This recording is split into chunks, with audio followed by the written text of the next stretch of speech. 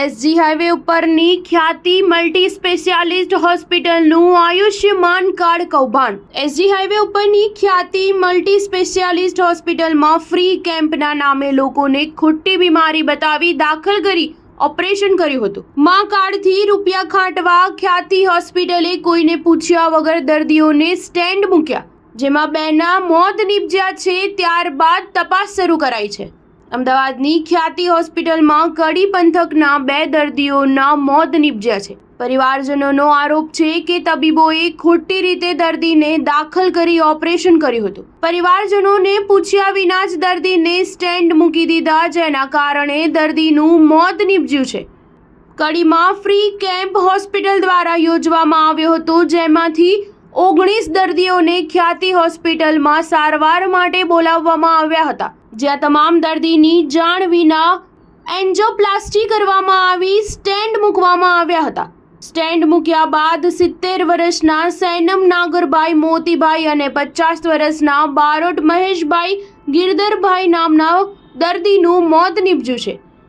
આ સિવાય અન્ય 5 દર્દીઓ ગંભીર હાલતમાં છે। પરિવારજનોએ આરોપ લગાવ્યો છે કે હોસ્પિટલને માં કાર્ડનો દુરુપયોગ કરી પૈસા પડાવવા માટે અમારી જાણ બહાર દર્દીને સ્ટેન્ડ મૂકી દીધું હતું, જેના કારણે દર્દીનું મોત થયું છે।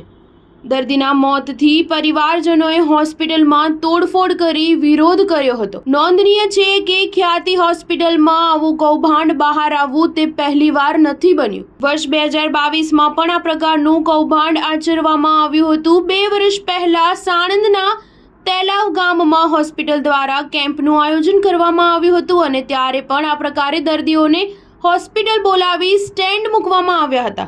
તે વખતે પણ 3 દર્દીઓના સારવાર દરમિયાન મોત થયા હતા। Star news 7 Ahmedabad. બોરીસના ગામનો હું સરપંચ બોલું।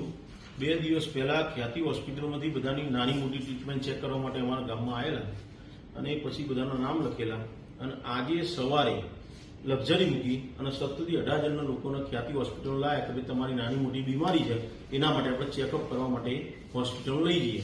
તો બિચારા બધા આવ્યા અને આવીને મોસ્ટલી બધા લોકોને એન્જિયોગ્રાફી કરી નાખી। હવે જેને કોઈને તકલીફ નથી એને પણ એન્જિયોગ્રાફી કરી નાખી અને એમાંથી 7 થી 8 જણા સ્ટેન્ડ મૂકી દીધા અને બાકીના 2 જણા એક્સપાયર થઈ ગયા સ્ટેન્ડ મૂકતી વખતે, કે પહેલું સ્ટેન્ડ મૂક્યું, બીજા સ્ટેન્ડમાં કંઈક ડિફિકલ્ટ થયું એટલે એક્સપાયર થઈ ગયા। આ બધા પ્રોબ્લેમ છે, પણ એમના ઘરવાળાને કોઈને જાણ થઈ જ નહીં। એક્સપાયર થયા પછી તો જાણ કરે છે એમના ઘરવાળાને।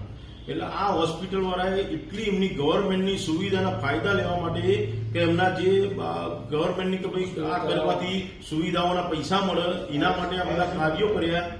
જે આયુષ્યમાન કાર્ડના જે પૈસા હતા એના ફાયદા માટે આ લોકોને ગુમરાહ કર્યા। અમારા ગામના એટલા બિચારા વ્યવસ્થિત પબ્લિક છે, જે બિચારી સીધી સાદી પબ્લિક છે, એમને કીધું કે તમારે આ કરવાનું, એટલે પેલી બિચારી સમજ્યા વગર સહી કરી દીધી અને જે એક્સપાયર થયેલી વ્યક્તિની તો સહી એ નહીં એવું પ્રૂફ ગણાય છે। એક્સપાયર થયેલી વ્યક્તિ એમ કે બહુ સિરિયસ હતી તો એમને જાણ કરવાની જરૂર બને છે ને। ભાઈ અમારા ગામની વ્યક્તિ હતા 17 થી 18 જણી છે, એમાં 7 થી 8 જણને વગર પૂછે સ્ટેન્ડ મૂકી દીધું છે અને 2 જણા એક્સપાયર થઈ ગયા। આના ઉપર જે કાયદેસરની કાર્યવાહી થતી હોય એ તમારા સરકારના ભૂપેન્દ્રભાઈ પટેલના જે કાયદેસરની કાર્યવાહી થતી હોય એ આ હોસ્પિટલ ઉપર કરવી જોઈએ। દર્દી બધા આયા ત્યારે